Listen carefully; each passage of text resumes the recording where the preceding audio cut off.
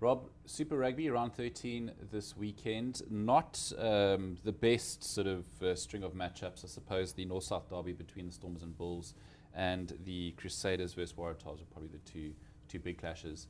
But looking at the South African results, the Stormers seem to be sort of losing grip of the African group. The Lions have only lost 3 games, so they still consistently are sort of outshining the other South African sides. The Kings, 4 log points, and after another massive defeat. How do you see that conference shaping up with just 4 rounds to go? Yes, Nick, the Kings, I think, are a desperate bunch this season. The first half against the Sharks was absolutely putrid from their point of view. Gaps just opened up mile wide all the time, and people like Paul Jordan, Pat Lambie exploited them mercilessly. The Sharks scored quite a few counter-attacking tries from breakdowns where the Kings just, through their own ineptitude, really struggled to get a proper head of steam.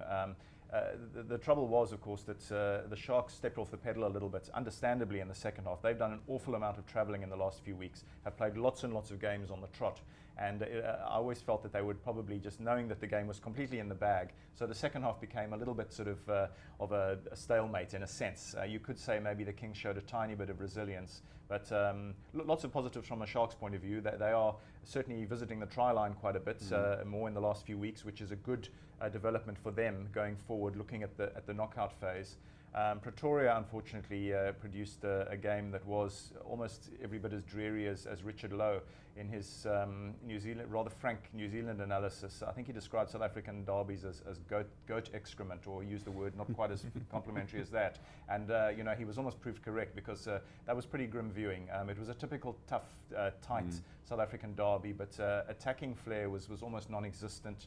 The ball very seldom got beyond sort of first centre. I was asked on Twitter a couple of times, by the way, who's playing outside centre for the Bulls or the Stormers? It was that sort of game where it just, the wings and centres just hardly ever came into it, unless there was some break, from a breakout from a sort of broken play scenario or something.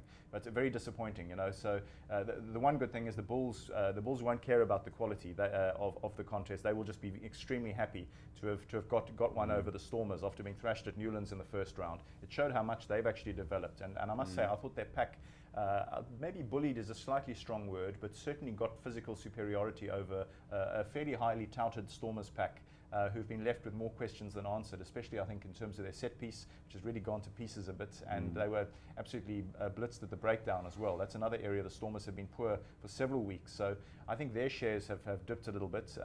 They're still level on points with the Bulls at the top of that conference, so still everything to play for, each with I think 4 games to go. So it's toss a coin for which one of those two might still top that conference. But I think the Lions look very good in the other conference. The Lions are looking a really, really confident, dynamic bunch, and their win against the Jaguares was a very high tempo, lots of really creative ball in hand tries, and a lot of their players now putting up a big hand for Springbok honours. I think Alistair Coetzee, whether he wanted to or not, is going to have to look quite strongly towards that Lions camp for a lot of faces. And if he doesn't, already there will be a lot of anger on the Highvelds if too many Lions players get overlooked for his first squad of the season, which is to be announced on Saturday.